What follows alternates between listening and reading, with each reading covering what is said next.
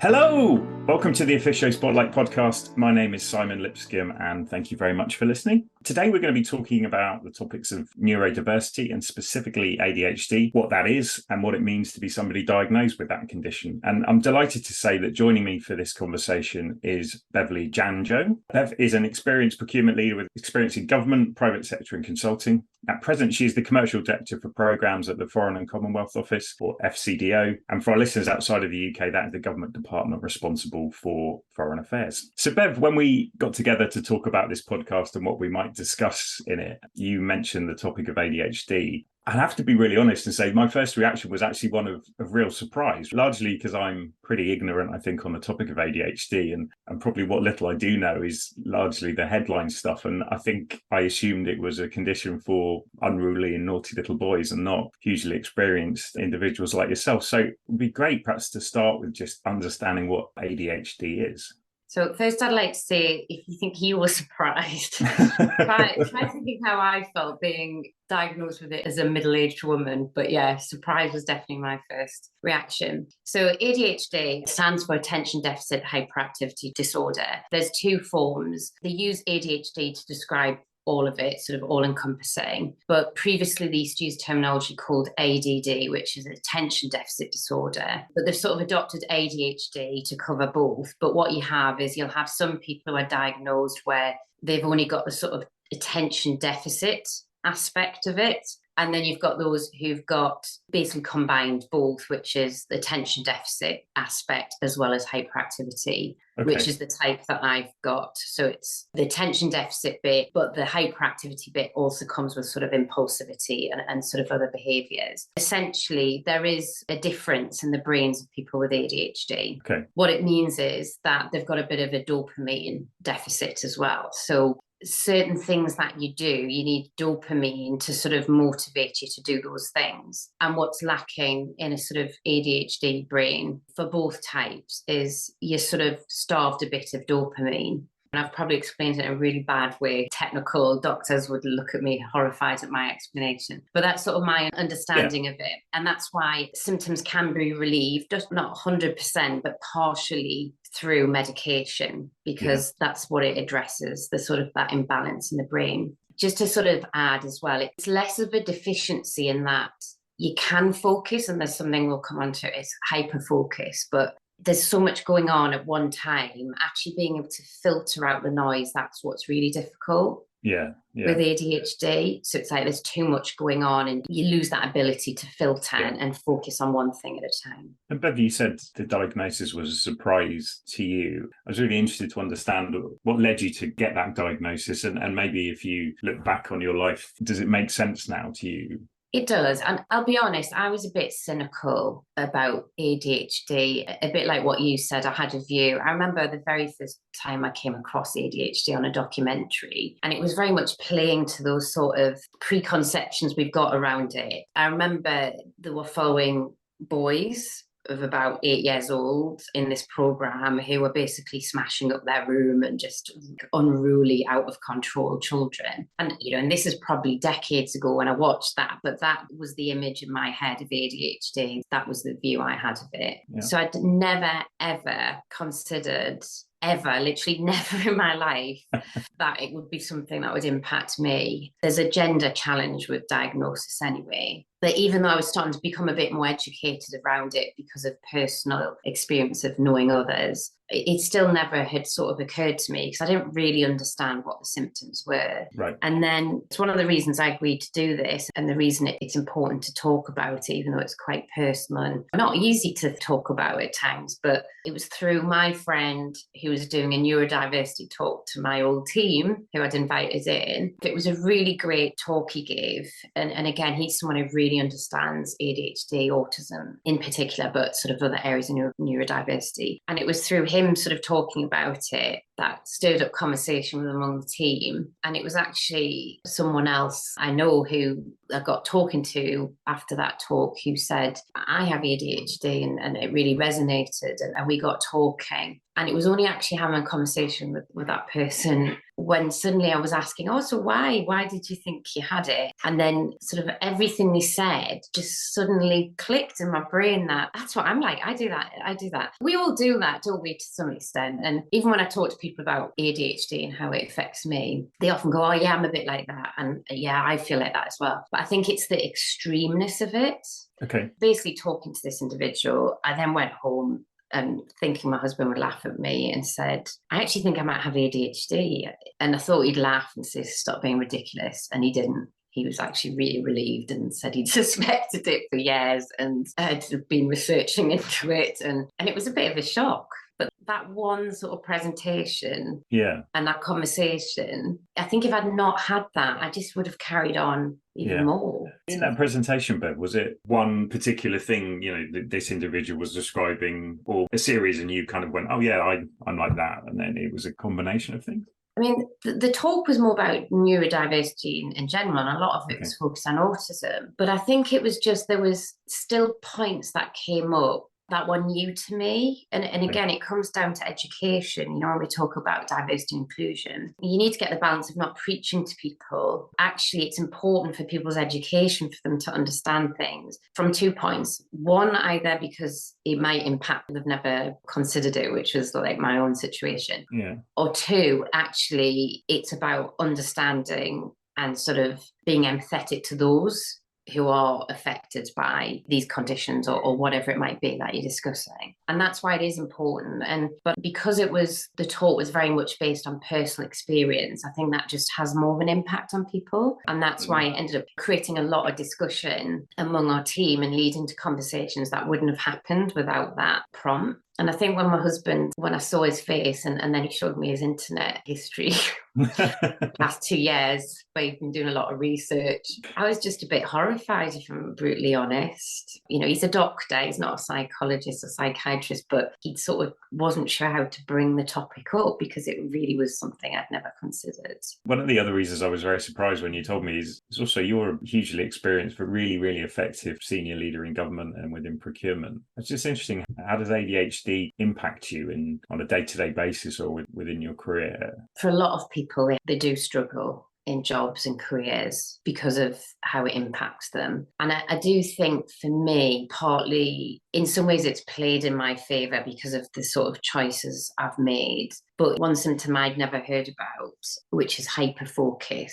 That's where actually you can focus and you concentrate to such a degree that it's almost nothing else exists outside this thing that's really important to you. And that's actually helped me in my career. I've got a scientific-based research PhD and I published papers from it and I was successful in that. But I think a lot of it was because I was really passionate about the topic I was studying. And I was obsessed about it and I worked ridiculously hard and everything else could be disregarded and I would just focus on this thing. When I got the diagnosis and started reflecting on things, at school I was smart, but I always underperformed in exams.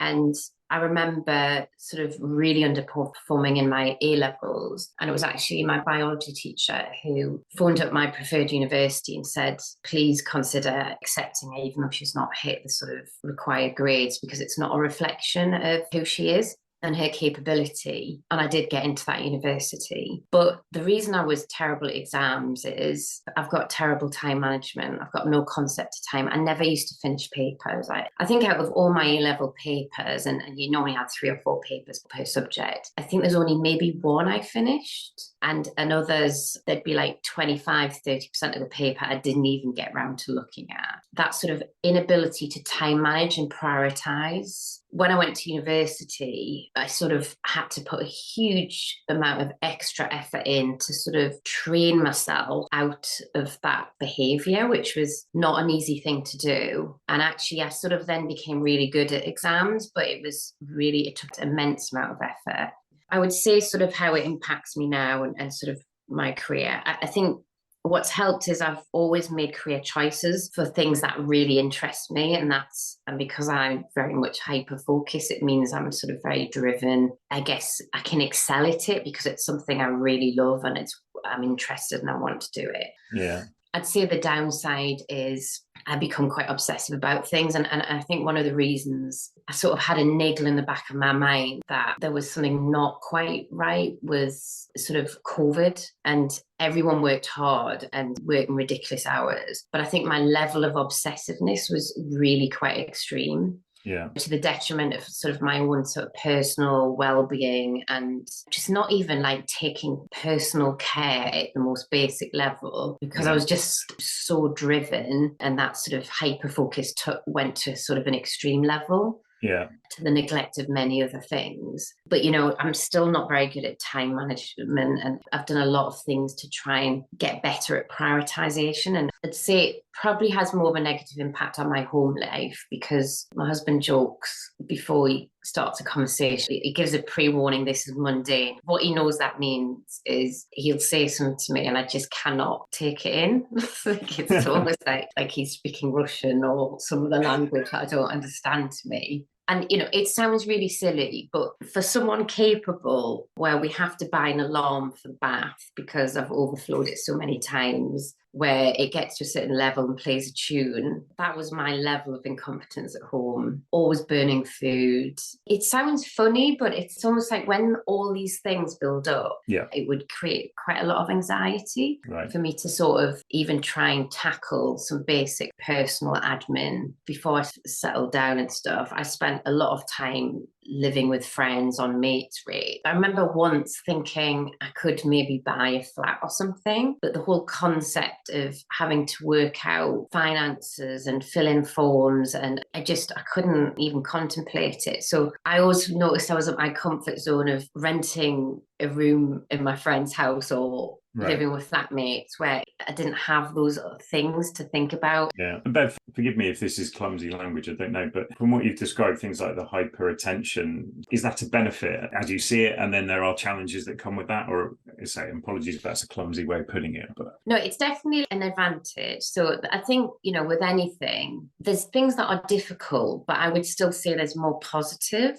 Okay. For me personally, maybe just because I've lived like it all my life, but there's more positive attributes, I think, that come with ADHD for me than negative. Okay. I think the hyper focus is, you know, because maybe I would have struggled more if I had made career decisions which weren't driven by interest. On the positive side, I've always got lots of energy. I'm very motivated. I'm pretty optimistic. It's kind of hard holding me back. It's like everything's interesting to me. It's like being a kid in a toy shop. And the negative side is I overcommit to things. I fill my life with far too much stuff, but it's hard to sort of rein that in. The impulsivity or sort of risk. So my appetite for risk is very high, but sort of personal risk. I used to rock climb. I used to have a motorbike. And again, coming back to the earlier point of not having enough dopamine, the sort of adrenaline sort of driving activities is quite common, because to get that boost and that sort of motivation, you're sort of having to push the boundaries more and more. Yeah. And the downside of that is you take risks that could increase your chance of harm, really. And you know, even when I was sort of knocked off motorbikes and stuff, but even though it's a scary thing to happen when you get knocked off a motorbike by a car, I never felt scared. I always got back to it. I didn't have that fear in the same way. And I do have to do exercise. I get agitated physically and mentally if I don't do exercise. Yeah. So it is more of a necessity. Yeah. Yeah. And I think my husband sometimes used to think I was a bit, you know, probably a little bit selfish at times, because I was like, I want to train for this marathon, I want to do this and I want to do that. But I think the realization that actually I do get very agitated, and sort of exercise for me, it not only takes away that physical feeling of constantly wanting to move around, it sort of resets my brain. Yeah. And I think one of the reasons I like long distance running is that sort of zoning out. I used to just zone out. And I remember the first time I did a marathon, someone saying to me, how did you feel? Like a lot of people I know said, oh, I did it once, I'd never do it again, I hated it. And I found it quite euphoric. And I think it was because when I tried to explain to people, was running for like hours at a time, it was the sort of one time my brain would just sort of quieten down. Right. And all I was thinking about was the next mile and nothing else. And it felt quite peaceful. If there's anyone listening to this podcast who I guess either some of the things that you said might have resonated or maybe thought they might have ADHD. What would your advice be to those individuals? It's really tricky because for some people, they might not want a diagnosis. And I half went into going for the assessment thinking they were going to say you don't have it. Right. But it was sort of a kind of, well, I'm sufficiently worried that I could, and my husband only thinks I have. But I was still a bit skeptical, in all honesty. Yeah. And I do wonder, would I have still gone for it if I was 100% convinced I had it? Because when I got the diagnosis, I was actually quite upset. Right. The upset because? I was upset because even though I'd gone for the assessment, I thought, and a lot of people think this, I thought they'd come back and say to me, yeah, you've got a little bit, we've all said it, haven't we? All say, I'm a bit OCD, or I'm a bit hyperactive, or, and I've got, and I thought they would come back and say, you've got some of the traits, you've got a little bit of this and a bit of that, but you don't have ADHD. Because it's quite, they've got like a scoring mechanism, and you have to go through a lot of questionnaires, and you have to have quite a long interview with a psychiatrist, which, there's a lot of sort of, well, it's a medical condition, you are talking to a psychiatrist because it manifests, I guess, in the psychiatric space, because it impacts your behaviours and the way you think. And that's quite daunting. We try not to have prejudices, but it's quite daunting to think, I'm talking to a consultant psychiatrist and he's assessing me. I think we all sort of think we've got some of these traits and it's all a big spectrum. And yes, neurodiversity is very complex. It's not straightforward. Whichever condition you're talking about, it manifests in different ways for different people. But I think there's a tipping point of none of us like admin, and we can all be forgetful and a bit disorganized. But when you get that diagnosis, it's because you've got so many of these traits that are prevalent that you tip over the boundary of it actually having quite a significant impact. Yeah. Because it's the sort of collection of all those things together. That's why I was upset. And maybe I still had some of those misconceptions that we were talking about earlier of the type of people we think have ADHD. I didn't even read the report for several days. I just couldn't bring myself to read it. Also, the process is quite emotional and it's quite difficult because they ask you difficult, probing questions that go right back to your childhood. My mum had to fill in questionnaires. You're sort of exposing yourself. So bringing me back to your original question, sorry for going off on one, is if someone thinks that they have ADHD or something else that is in the sort of neurodiversity arena, I would suggest that what do they want to get out of it? Is a diagnosis going to be helpful? Or actually, do they just think having more knowledge and insight about it is going to help them manage it more effectively? Because I think a big part of the battle is self-awareness. Yeah. So I think for me, suddenly then having that self-awareness has just made me be more reflective. If I am having a difficulty with something, it's almost just being honest with people of saying, like, I'm actually having difficulty with this, or I know I've overcommitted and I've done this and I need to do something about it. Whereas before I was just sailing on with no self-awareness and just frankly constantly exhausted at just being who I am. Like, I just find it exhausting at times being myself. And it was starting to make me think, if I find myself exhausting, what do other people think? Like, how do they feel being around me? Am I just like this absolute nightmare that people are like, I can't deal with it? If someone suspects it, I would really think hard about learning a bit more about it. And then if they really think that they do, then I think the view is, would they benefit from having a diagnosis? I would say, for me, it's been the best thing I've done. I'm really glad I went for a diagnosis. It sort of took any ambiguity away, and I'm really happy. I'm still learning, and I know there'll be an elephant in the room question, and I've had this from other people, but you've got to your age and you're successful and you've managed perfectly well your whole life without knowing this. Why is it even a thing? And the reason it's a thing is because actually it was having an impact on my life, but I would just work around it. And I had sort of almost a period of, once I'd accepted it, of feeling actually really sad that a lot of things that I sort of struggled with throughout life that I got through in the end would have frankly just been much easier if I'd just known and understood, or had like some sort of workaround or support to sort of not compensate, but to sort of like, I know a lot of people with autism and ADHD now in exams, sometimes they get extra time. So they get time just to sort of review the paper, time to process before they can start actively responding. Some of these are just quite small adjustments, but actually would have made a huge difference. Yeah, Bev, that seems like a probably appropriate place to draw the conversation to a conclusion. I wanted to say thank you so much for kind of sharing this with you. As you said at the start, I think it's perhaps not the easiest, it's very personal, but hopefully if even one person's listening to this and has been helped by this, and hopefully it's a really positive thing. So thank you so much. It's been fascinating. I've learned a lot and I really appreciate it. Hopefully I've helped, and thanks very much for giving me the opportunity to talk about it as well. Because if it helps anyone, then it's definitely been worth it. So thank you. It's important. It's really important. Thank you, Bev. Brilliant. Thank you. If you enjoyed this podcast, please click the follow button on your chosen podcast platform. We'd also absolutely love to hear your views. So please do leave us a review on those platforms, or indeed send me a message on LinkedIn. And we'll be back soon for another discussion with senior industry figures.